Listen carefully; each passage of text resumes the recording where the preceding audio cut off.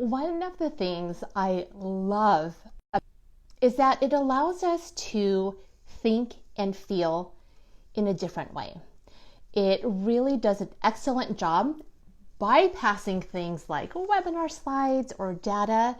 And for me, what I think makes storytelling powerful is it allows me to connect with you and you to connect with me.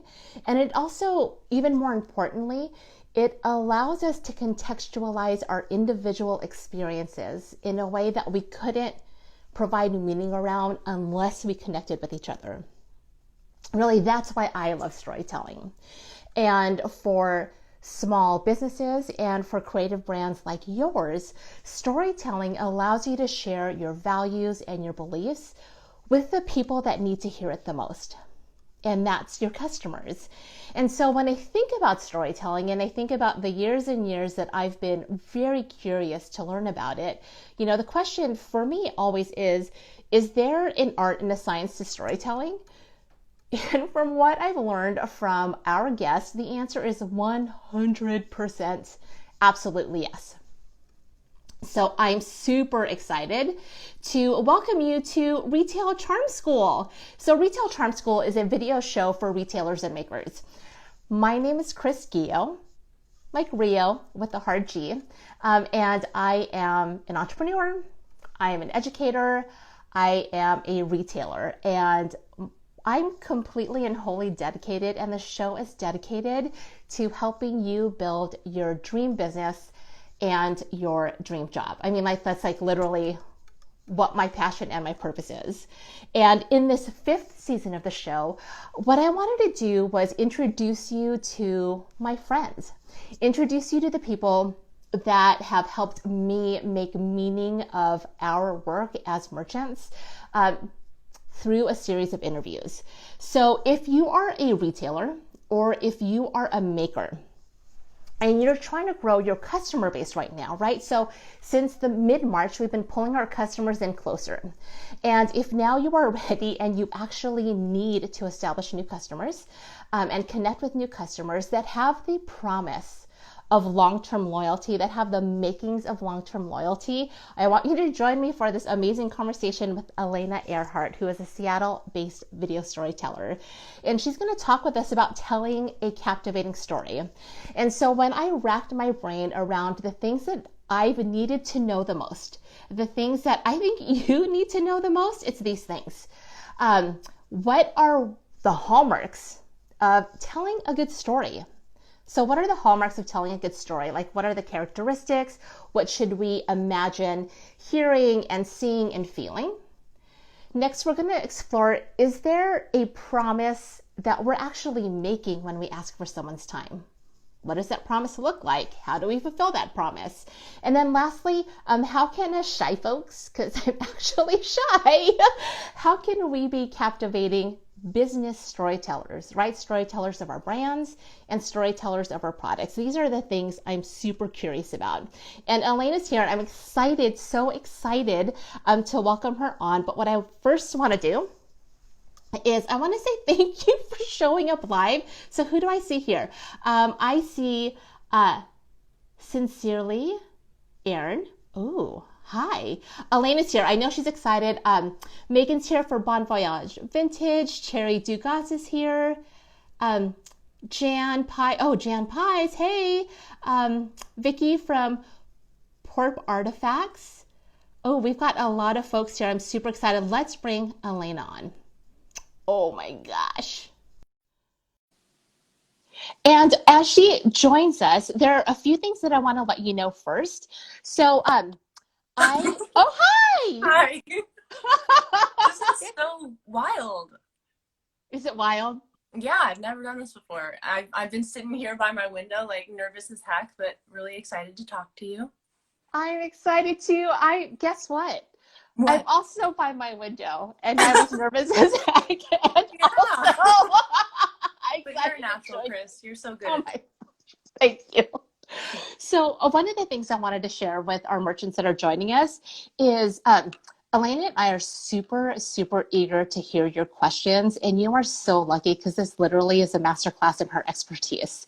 And so I'm going to invite you to ask your question. And then what I want to do is I want y'all to use this feature. You know, where at the bottom of your screen, can you please tap that and ask your question, and then or share your insights, because then it allows me to call it to the screen, give Elena an opportunity to really think about it and make the most of our time together. It also gives me a chance to shout you out. So if you are watching on your desktop, just hop over your phone. We know we're multi-screen, and just ask your question. And then the second thing is I'm going to be taking roll call as we talk and as I listen. And I'm a note taker, Elena, so I'm over here always with my pencil taking notes. Love it. Because I like to give our friends that watch like digital thumbs up and certificates of completion and just give them some love. So the question of the day, really the question of the day is, how important to you is the story of a brand or product? And I'd love to know, Elena, like, when was the last time you bought something based on a brand's product or based on a brand story? Gosh, that's a good question. I feel like in my last year of life, I've become so much more financially responsible and frugally oriented that I'm trying to almost see through the storytelling of marketing, which I probably shouldn't say, but you know, we're all about honesty here. I think shoes. I bought a pair of Vans. I Ah, love the attitude of Vans as a brand. I love how they, you know, tout their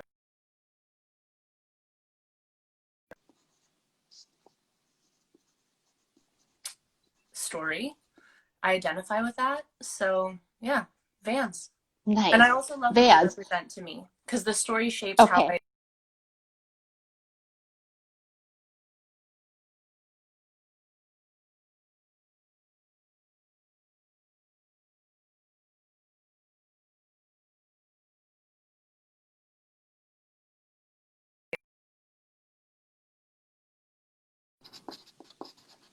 Okay, Hi. it's all of us. Yes. So I will just say, everyone, stick with us. I think everyone is having connectivity issues, I think, Yeah. nationwide, because it's the day after a holiday and streaming video has just gone up and up. So you love what Vans represents? Mm-hmm. Yep. Nice. And the way that they imbue like that laid back lifestyle into their products, it totally colors how I feel when I'm wearing their products. So I love wearing my Vans to feel relaxed and, you know, kind of chic, kind of cool. I love it. You come across as relaxed and chic and cool. Not kind of. Okay. So Cool. one of the things that Elena said is really important, because customers are smart and they're not looking for reasons to see through, but just as human beings, like our survival is hinges on our ability to understand and see through and to feel comfortable and trusting things. That's just like who we are as humans. And so I want to really take this opportunity to introduce Elena. So Elena Earhart is a video storyteller, and she specializes in emboldening small business owners and with captivating and authentic films that deepen customer connections. And I'm really going to invite you, after we're done with this interview, for you to go to her site. You can find her by linking through Instagram, because her brand videos, like, literally tears, because they do that thing which is so important. She has this ability to help me understand the brand's values and beliefs. Her style, and I think you'll come to love it, really celebrates the heartfelt, human-centered stories that bring us together and inspire more compassionate living. For the real and the raw is how we strengthen, and sharing our truths is medicinal. And I completely believe that. Um, so, in the spirit of storytelling, Elena, like, what is one thing, a fun fact, that you want our merchant to know about you? A fun fact. Fun fact. Oh, fun fact. Man, I'm taking a writing class right now every Friday through a local Seattle organization called the Hugo House. Mm. And in that writing class, I've been trying to integrate a more daily writing practice. So I free write, but also one of the exercises is list making. Mm. And fun fact, I guess, is that I'm currently making a list of all the flaws I'm finding in my house over quarantine. Yeah. Okay. It's a fun exercise. I encourage everyone to do it. Nice. So the flaws that you're finding in your house over quarantine. Right, like the fence post that is 2 inches shorter than the rest of the fence post. The rug in the living room that is, 5 degrees off kilter with the linear layout of the floorboards. Stuff like that. That is so like that is an important exercise and like one that I love that you've given us this subtle invitation. Whether or not you've given the invitation by storytelling, but I'm just going to pick it up and extend the invitation because I think our home and our studios and our places of business, like they're beings, and like we we need to foster an environment that's going to foster us right back. I don't know. That's just how I feel, right? Yeah, Um, 100%. and we tend to like turn a tired eye, or like there's lots of tired eyes, right? So sometimes it's like the messy box in the back, or that like broken door handle that we Yeah. just like walk by. And I've got a bajillion of those in my house, but it's like really nice to approach it with a fresh eye. Mhm. I Mhm. love that. We have plenty of time right now to try to exercise our tired eyes and make them fresh. So it's fun to notice that stuff. Yeah. And I bet you're probably really, really good at it. Yeah. So before we dive into like what we're exploring, what we've promised to explore, I'd love to know, because I want to set the groundwork. When you are engaging with brands really early on, ones that you're going to have the opportunity to tell their story, like what are you looking for from a brand where like, oh, this is juicy and I'm excited? What are those like characteristics? So I think the second you start corresponding and interacting with a brand is the opportunity to really, fully learn where they're coming from so that you can shape your client experience and ultimately your end product to be everything that they're looking for. On my inquiry form on my website, I ask for pretty basic context, like what you do, what you're hoping to capture, what your vision is. But when I'm actually interacting with the person at the brand, I seek to understand what challenges they're facing, what they aspire to be in their brand too. It's not just about solving for current pain points, but it's also working towards um, their goals. And I also get a sense of what the tone of their brand is or the attitude of it. While my work is highly emotional, I try to gather inspiration from, the characteristic, the personality of the brand so that the work is congruent with what they're already putting out there. Um, and I think it's important for me as a creator to understand what they value about my work too, because that's something that I want to double down on when I'm working with them. And yeah, I love to know what music they listen to. That's Yeah, also I do. helpful. Yeah. Yeah, I love that question. Um, and I think too, when you're inviting someone to help tell a story, it really is collaborative, right? It's less like an instrument of and more like let's play a duet, Yeah, right? definitely. So I feel like you've taken this time to take a writing course and it's enhancing like these different aspects of you as a person and you as a professional. I know a lot of merchants are taking marketing classes. A lot of them are doing a lot of explanatory writing to describe their products or their services. There's a lot of like explaining.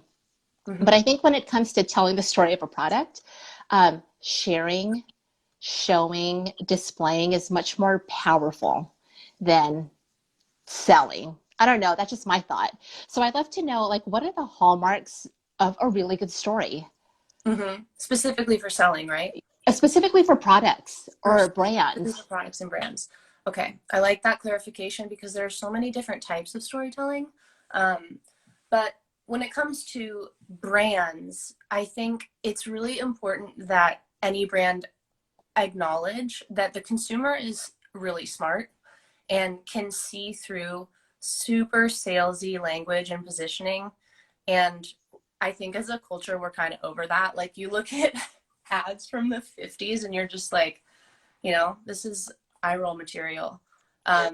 So you need to be a little bit more strategic, and you need to imbue a sense of humanity in your communication. So, sorry, I just kind of went on a tangent, but my notes for the response to this question, at its core, I see storytelling across all platforms as an offering to your audience. And an offering needs to have value. It can't just be selling a product or listing off benefits.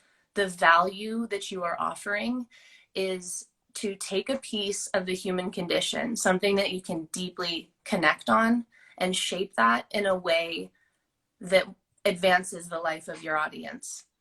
Some of the ways that you can shape that would offer wisdom, entertainment, relief, utility.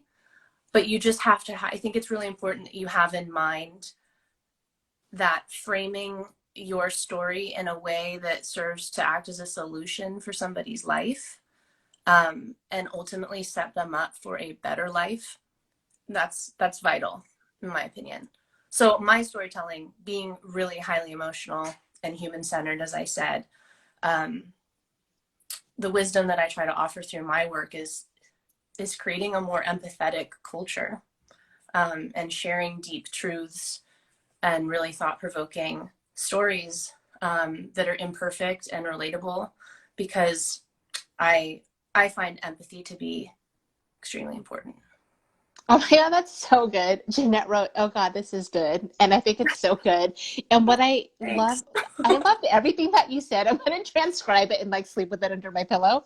Um, you described a story as an offering to your audience. And I think that is so different than like, hold on, I have like a lipstick I got from Valoria. Like, so when we think about like products, we think that the product is the offer. And what you've shared with us is that the story, like whether it's a video or an Instagram post or even just like really important words on your website, that itself is an offer. Yeah. An offer for connection and empathy. Oh, that was really good. Oh, I'm just thanks. like chewing on it a little bit. I'm like overheating because I kind of like, I just went off, but I'm glad it Oh, connects with you guys. this is a perfect place to go off. Okay, so Great. I've gotten a question from Krista, who is a copywriter, and she says, Wow. like, what do we leave out of our story, right? When there's so much to tell, what do we Yeah, choose to leave out? How do we make those really tough choices?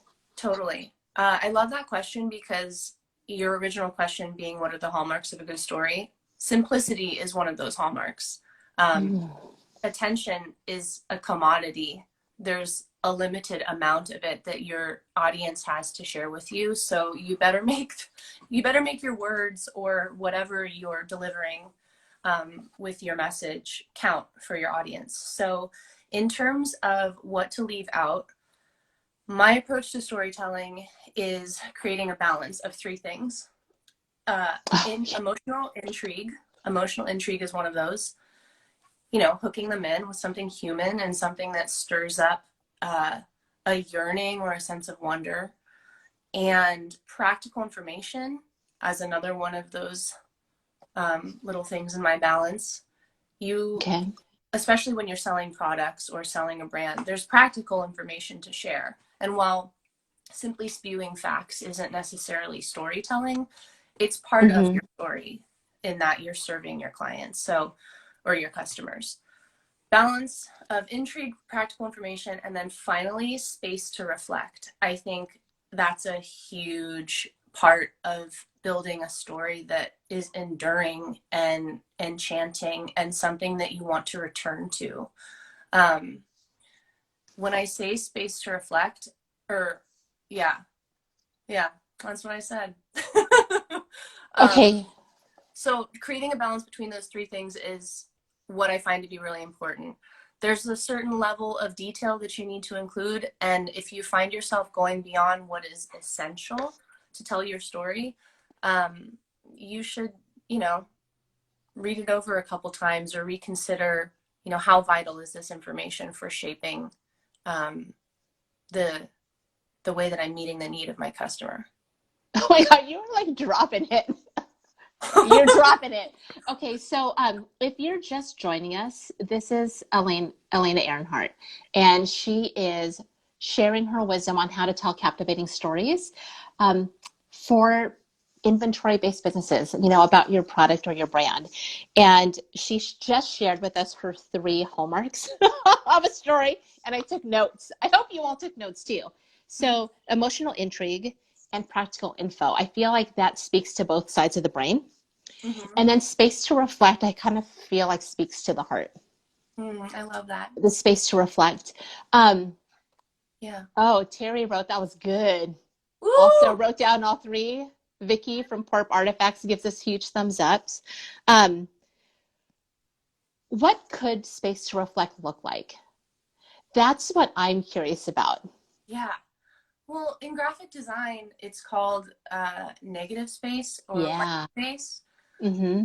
And the same goes for, my particular medium is video. So creating literal space between audio tracks so that people have a moment to digest what's being said.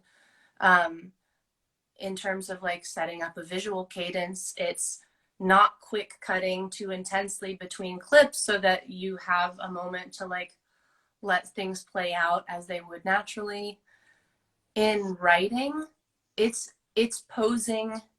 I think the space to reflect shows itself in asking your audience to really thought-provoking questions or things that call in to question the pain points that they're experiencing or how they want their life to look in the future. You know what I mean? Yeah.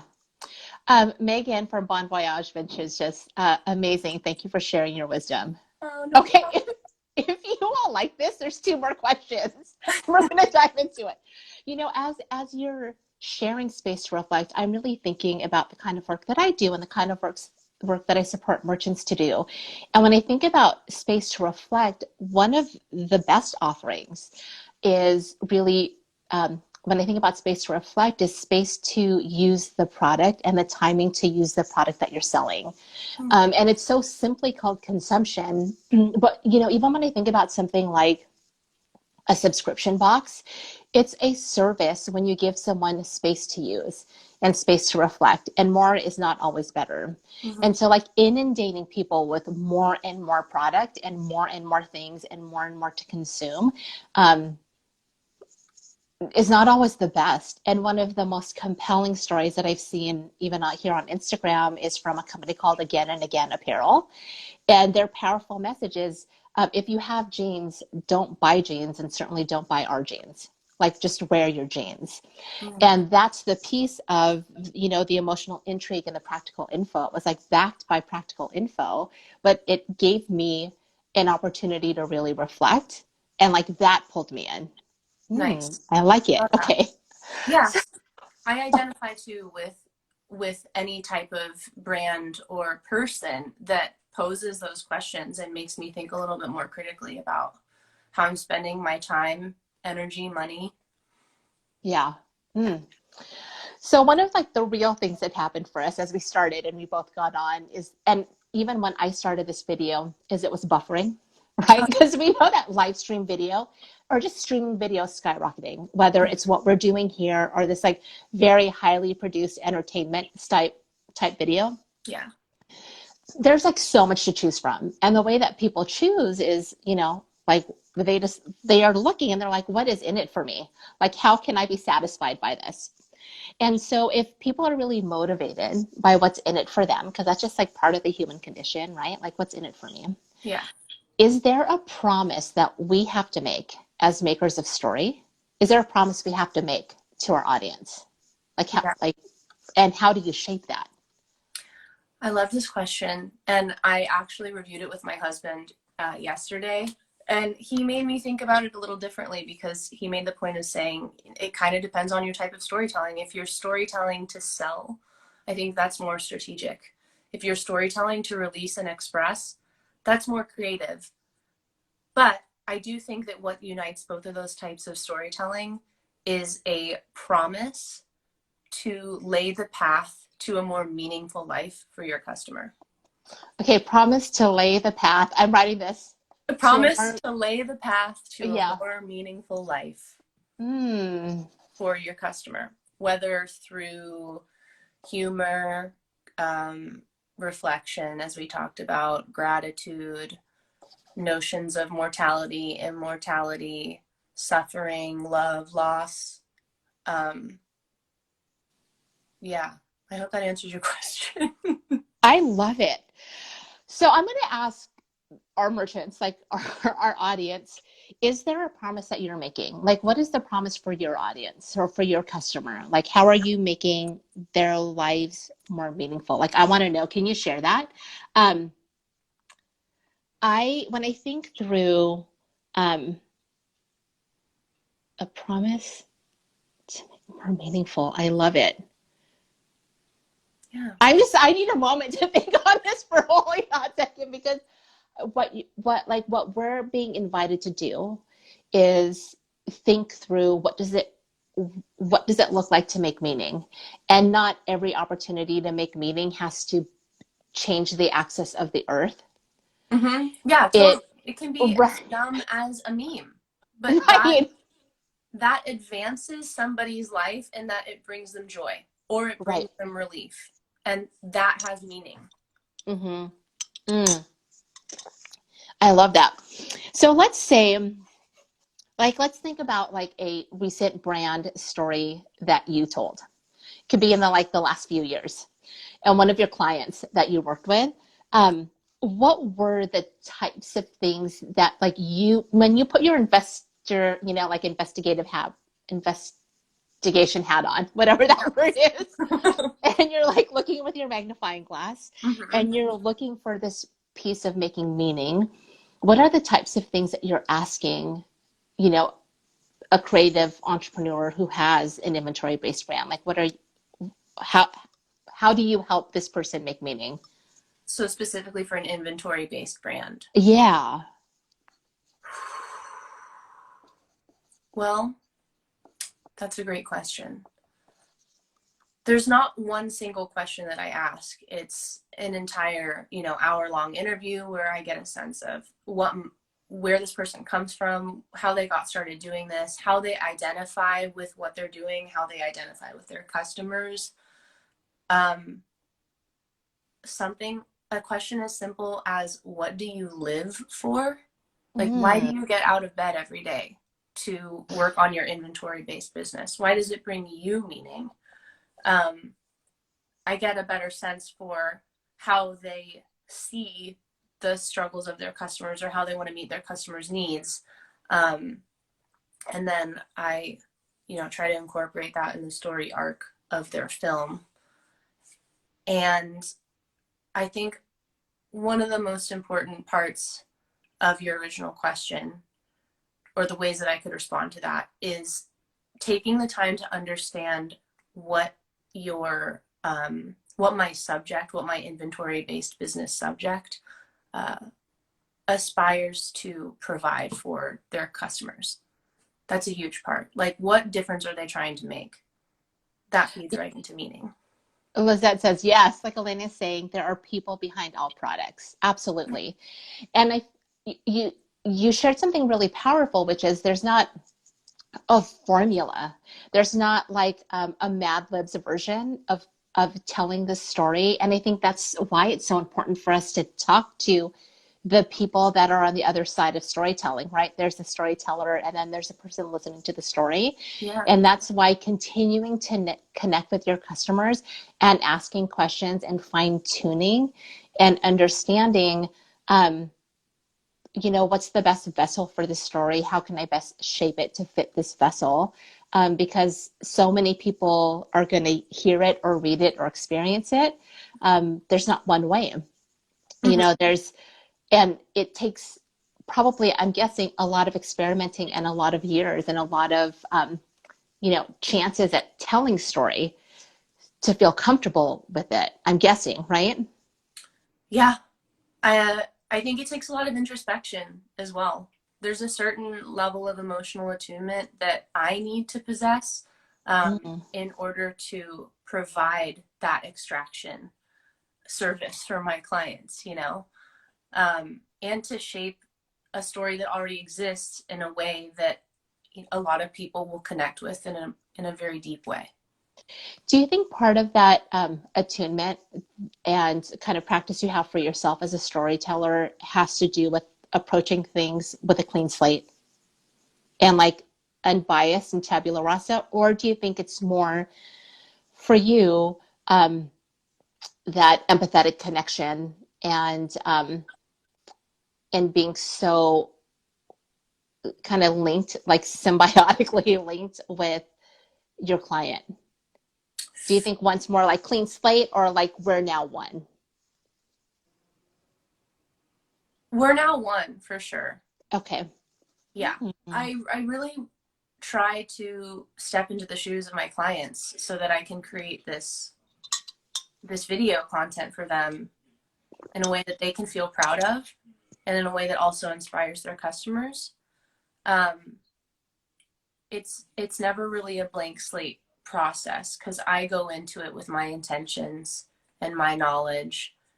And I really do love to, I mean, this doesn't really answer your question, but I love exercising a consultative approach. So I take all of my experience working, 9 years in advertising and marketing, and always kind of having a passion for branding to create a workflow with my clients that brings their voice to the surface in a really powerful way so that I'm inspired by it and create what I do for them. So I think I'm going to ask you a question so that we can learn, right? As like now more empathetic human storytellers, right? Like, like people connected storytellers. As we're becoming more attuned to our customers and we're working on telling the story, how do we still lead through the process of storytelling and not get lost in the empathy? Well, again, it tracks back to that blend of intrigue, practical information, and space to reflect. I think of storytelling as like the process of dropping breadcrumbs. You don't want to dump them all because then you're not taking your hearer, your reader, your viewer on a journey. It's a concerted effort in placing a high quality breadcrumb and the right amount of breadcrumbs. So knowing that your audience is going to connect with stories that have something to offer them that are worth their time, you need to step into the shoes of your audience and understand where they're coming from, what sort of challenges they're facing, and why they might be engaging with your brand. And leverage that to not only, be empathetic to their needs, but be really confident in offering them a solution that will benefit them. Yeah, I like that piece of going back to the blend of emotion and being pragmatic as well. Yeah, it's Yeah, really important. yeah. Because at the end of the day, as creative business owners, we do have restraints. We have restraints on money and time, and if not money and time, our values, like the values we use to guide our businesses, like that should also be a restraint so that we don't get taken off course or off of our course, that we can continue to wake up and be excited and have just as much passion about the thing that we do. Nice. I love that. So if you're just joining us, I'm with Elena Earhart, and we are talking about how to tell a captivating story, whether you're shy or not. And I'll encourage you to continue to share your insights. You can use the questions feature to ask questions. So what's interesting over the weekend, I think it was over the weekend, the long weekend, I polled my community to see how many of us are actually introverted. Right? And I was really quite curious how many of us are introverted versus extroverted, because I feel like we tend to use that as an excuse for like why we quote unquote show up or not. And what was funny was 100% of the people that answered said introverted. And, So interesting. and I theorized like, okay, maybe it's because We're locked at home. we're at home and we're more comfortable participating and like, being seen and seeing when we want and then going away and retreating when we don't. Or maybe the extroverts were like social with each other 6 feet apart. But like so many of us are introverted, shy, we feel awkward. I feel like that no one has ever told me I'm so extremely confident and extroverted. I just kind of feel like part of entrepreneurship is it's an exercise in self-discovery. I feel like it's an exercise in kind of finding higher purpose and self-betterment. Mm-hmm. Terry says, I found that lots of creatives are actually introverts, masking as extroverts. Yeah. Yes. For So sure. that's how I am too. So, we can just like surmise from our conversation, from your work, from the time that we're getting to know you over these 30 minutes, that being captivating has nothing to do with being extroverted or shy or introverted or outgoing. It has like none of that, right? Correct. So if captivating storytelling has nothing to do with like our level of comfort, what are some ways that those of us that are shyer can really show up to tell the story without it feeling like we need to bare our soul? This question is so good. Well, are you done or saying the question? Yeah. Okay. Yeah. I was having a moment. Um, I want to preface my response. I thought a lot about this by taking a moment to say that treating something as a secret does a disservice to the value of truth. I really believe that. Oh, can you say that again? I just got chills. Yeah. Treating let's see what I wrote down. Actually, I think I deleted it. That's really silly. Um, treating things as secrets devalues truth telling. I I really believe that, because when you preface something with like, I'm really sorry, or this is too much information, or I don't tell a lot of people this, you are playing into this system of, disguising what makes you human and what unites us all at our core. I think it's really vital that you own your truth. If you're an extrovert or an introvert, own your story. You're shy, but you need to challenge yourself to own this as something that has shaped you and made you into the person that you are today, the person that is offering services or products or art to better the lives of people around you. Oh my God. Okay. Treating something, I'm reading my notes.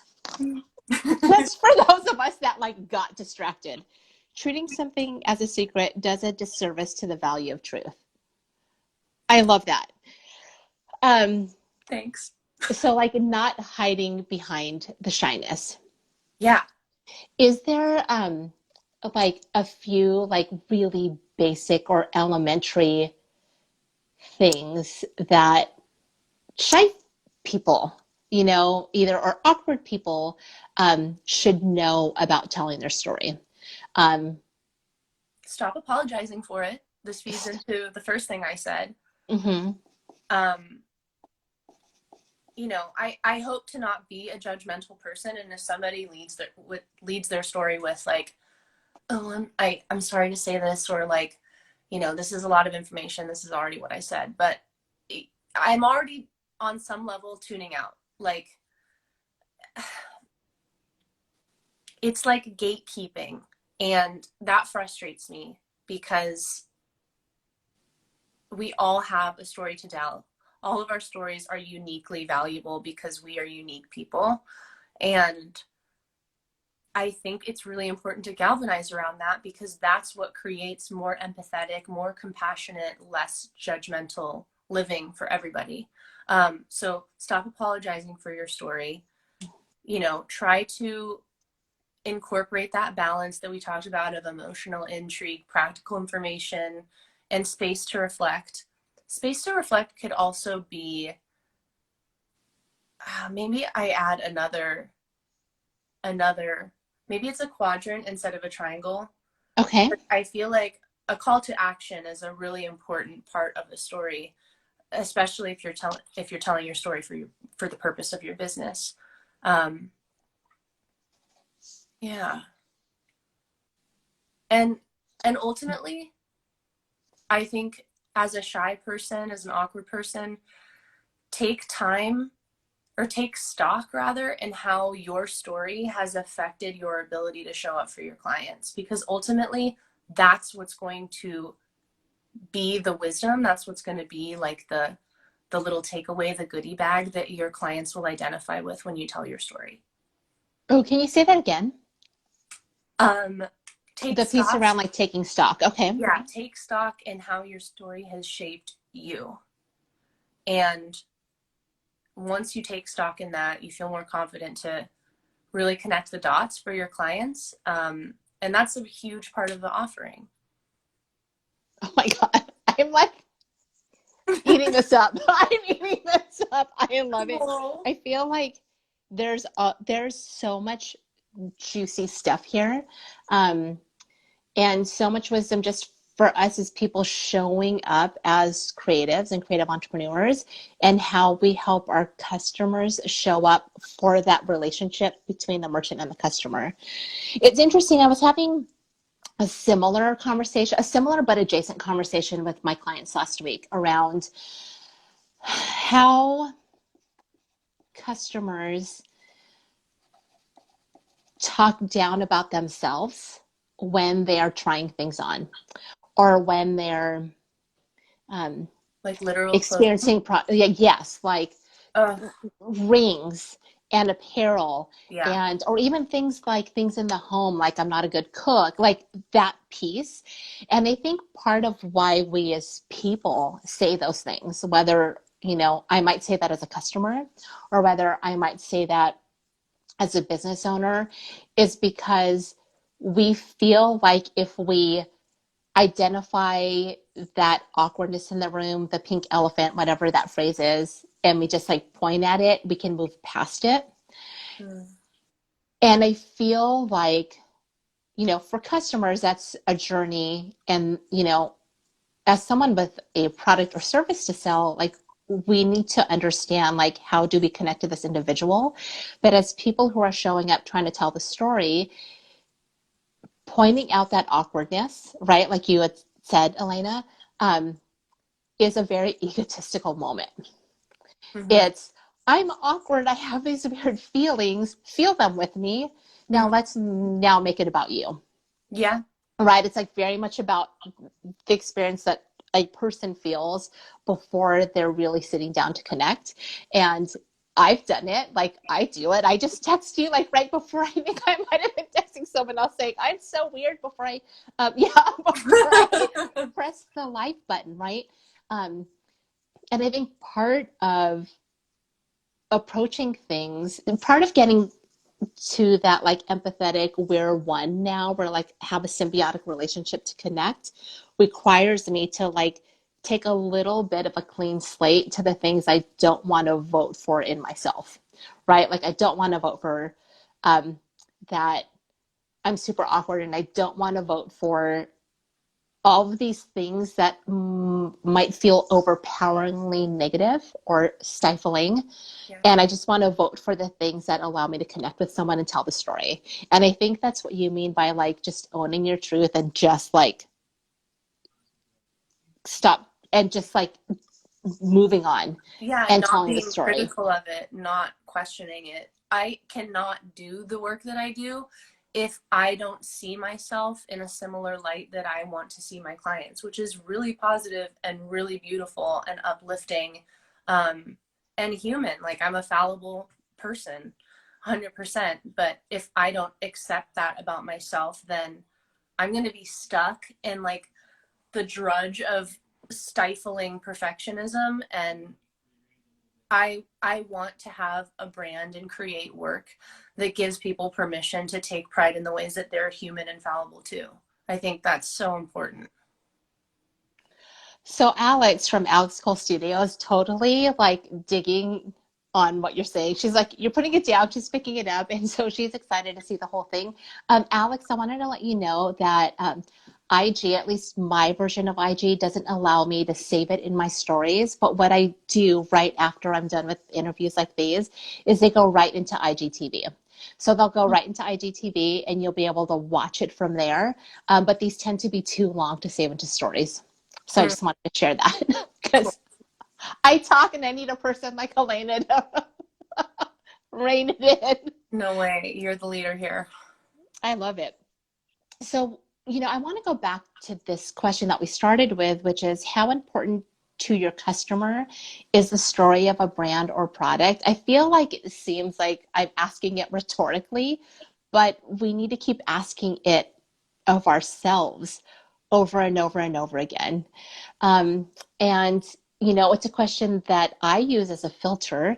Do you have other filtering type questions that you use to guide you, like rumble strips on a freeway or guardrails, to When make I'm sure that, sorry. pardon? No, go Oh, ahead. that you use to help you stay kind of in the center part of this lane.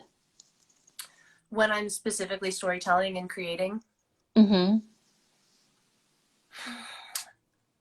No. It's very Mm. much an intuition based thing for me.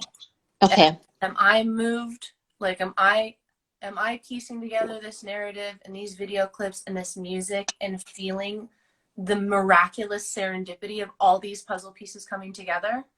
Then that's okay. That's the question I ask myself. Then if the answer is yes, then I'm creating the good work that I want to be producing. Um, if I don't have that feeling, I need to go back to the drawing board and, maybe recall the interview and figure out a different way I can position it so that I can connect with it. Like, ultimately, I need to connect with the work too. Otherwise, I'm not going to be proud to share it with my clients. And that's the piece where I think why you're so good at what you do as a video-based storyteller is that you have your 4 points, right? Your intrigue, your I wrote my notes. I'm going to study them. Your emotional intrigue, your practical info, space to reflect, and call to action, because you understand what that feels like in your body, and you Mm-hmm. understand what that feels like in your head, having done it over and over and over again. And I'll probably share for those of us that are learning to trust our gut again, right? Because Yeah. sometimes, like, we do things, or the world throws us a curveball, or we're valuing something more important than our business in the moment, right? Mm-hmm. That'll be like we have to reestablish a relationship with our gut instinct. And I feel like there are a couple of like really practical ways to do that. But the question I always ask myself is like, what is most important to my merchant? And that is pragmatically like, what are the brand values, and like, how relevant is this? Mm-hmm. And I always ask myself, like, how relevant is it? How relevant is it? What's the point? Does it matter? Yeah. Does a really specific person, does Kat care? Does Christine care? Does Sydney care? Those are the kinds of things. And then I have to like have enough space to reflect, to feel it in my body, Mm-hmm. so that I'm really familiar with the early cues that my body gives me, so I don't have to ask those questions again. But I feel like the body is so good at giving you these cues before your brain has even time to catch up. And so letting yourself ask these types of questions, and reading the body like it's a thermometer, is going to allow you just to read your body. And that's where I think you're so good at that. Okay. Oh, I love thanks. it. I love it. Okay, I'm going to give y'all just a few minutes to like, if you have a question, to like just to post it, because we've got a few more minutes with Elena, and she's got some juicy, juicy stuff. Until then, uh, how can our merchants find you and your work? My Instagram is my main channel for posting work and interacting with my friends and clients at Elena Earhart right here. You can see that. Also, my website, elenaearhart.com.